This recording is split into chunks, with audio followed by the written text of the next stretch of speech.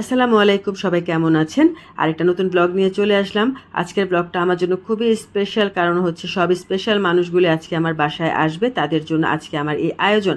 আর আমি নিজ হাতে সবগুলি মানে আয়োজন করার চেষ্টা করতেছি, আর রান্না টান্না যা হবে সব আমার নিজের হাতে হবে। আমি একা রান্না করব, আর শুধু আমাকে একটু হেল্প করবে এই মানে গুছিয়ে দেওয়ার জন্য, আমাকে একটু কাটাকাটি করে দেওয়ার জন্য আমার খালা চলে আসছে, সে আমাকে এটা হেল্প করবে, আর বাকি সব কিছু আমার। আর আজকে আমি চেষ্টা করব আমার বাসার ফুল ভিডিওটা আমি একটু একটু সামান্য সামান্য করে দেওয়ার জন্য। তো এটা হচ্ছে আমার বাসার ড্রয়িং রুমে এখন খুবই সিম্পল একটা মানে সোফাটা দেওয়া আছে। আগে যে সোফাটা ছিল সেটা আমার বাসায় দুটা বিড়াল তারা নষ্ট করে দিছে। যারা বিড়াল পারে তারা এটা খুব ভালো করে জানে তারা কি করে সোফার উপরে। তো সেজন্য সেটাকে বাদ দিয়ে এখন আমার বাসায় যেটা ছিল আগের সেটা আমি আবার নতুন করে ওখানে দিলাম। তো এটা হচ্ছে আমার ছেলের রুম। আমার ছেলে মানে তার রুমটাকে সুন্দর করে পরিপাটি করে সাজানো তার রুমটা। এটা হচ্ছে আমার আরেকটা বেডরুম। এখানে আমার শাশুড়ি, মেনলি হচ্ছে এটা আমার শাশুড়ির রুম। তো আমার বাসাটা খুব ছোট, খুবই ছোট একটা বাসা, কিন্তু তার ভিতরে আমি একটু একটু করে দেখাচ্ছি, পুরোটা বাসা দেখাচ্ছি না। কারণ যদি পুরোটা বাসা ভিডিও করতে যাই আমার অনেক টাইম লেগে যাবে, এত টাইম নেই। কারণ আমি রান্না করব, কখন কি কাজ করব, কখন গুছাবো আমি নিজেও জানি না, মাথা মুথা সব খারাপ হয়ে আছে। কারণ আমি যারা মানে কিছু একটা কাজ শেষ করব সেই কোনো উপায় নেই, আমার বাসায় গ্যাস নেই। এটা মনে হয় এই সমস্যাটা সবাই ফেস করতেছে, যে দুপুরবেলা আগে গ্যাস থাকে না। আর এটা আমার রুমটার মানে গুছানোর পরে আমার পিলু পরে চলে আসলো বিছানার উপরে শাহেনশার মতন। আর এইটা হচ্ছে আমার জায়গা, যে জায়গায় আমি অনেকটা টাইম কাটাই। তো এটা একটু ক্লিপ নিয়ে রাখলাম। তারপরে শুরু করে দিলাম সুইট আইটেম, যেটা আমি করব সেটা বানানোর জন্য প্রিপারেশন চলতেছে। তো এটা কাটাকাটি হয়ে গেলে আমি এটা বানিয়ে ভাবলাম যে আগে এটা করে ফেলে, যেহেতু সময় আছে।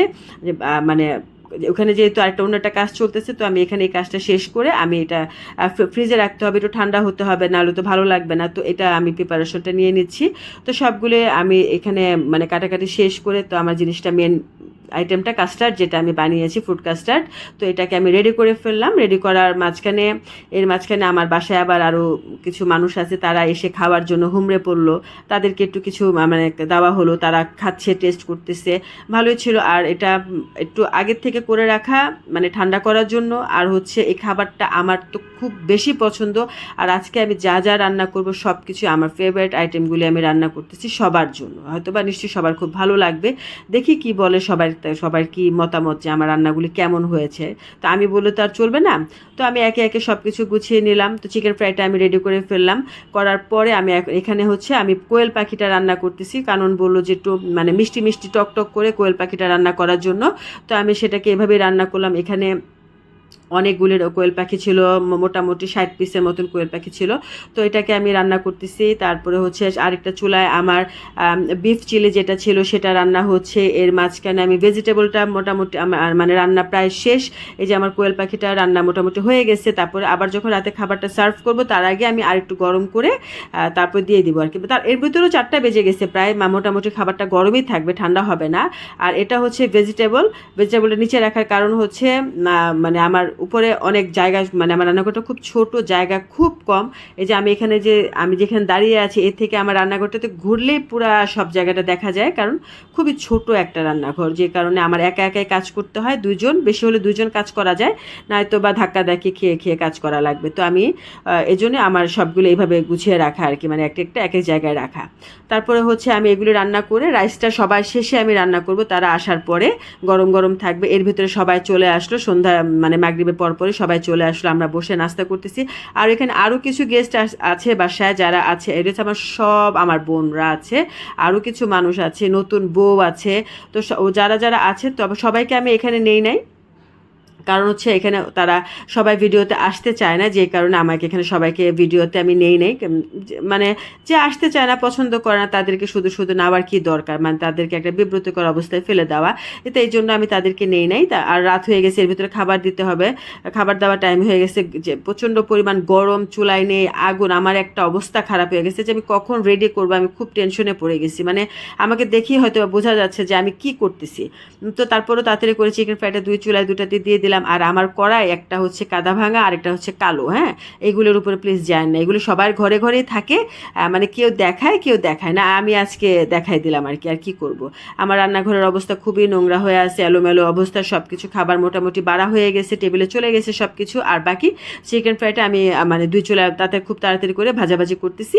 আর এখানে হচ্ছে আমার মেজো বোন, সে হচ্ছে রাইসটাকে বেড়ে দিচ্ছে, মানে টেবিলে সার্ভ করার জন্য, মানে সেই হেল্প করতেছে। ওই যে তার ছেলের বউ সেখান থেকে শাশুড়ি কাজ করতেছে, ছেলের বউ একটু ভিডিও নিতে হয়তো ছেলের বউ নিচ্ছে, সে খুব এনজয় করতেছে, সে বসে আছে, শাশুড়িরা কাজ করতেছে। কয়জন পায় এমন সৌভাগ্যবান, মানে এমন ফ্যামিলি কয়জন পায় যে ছেলের বউ বসে থাকে, শাশুড়ি কাজ করে।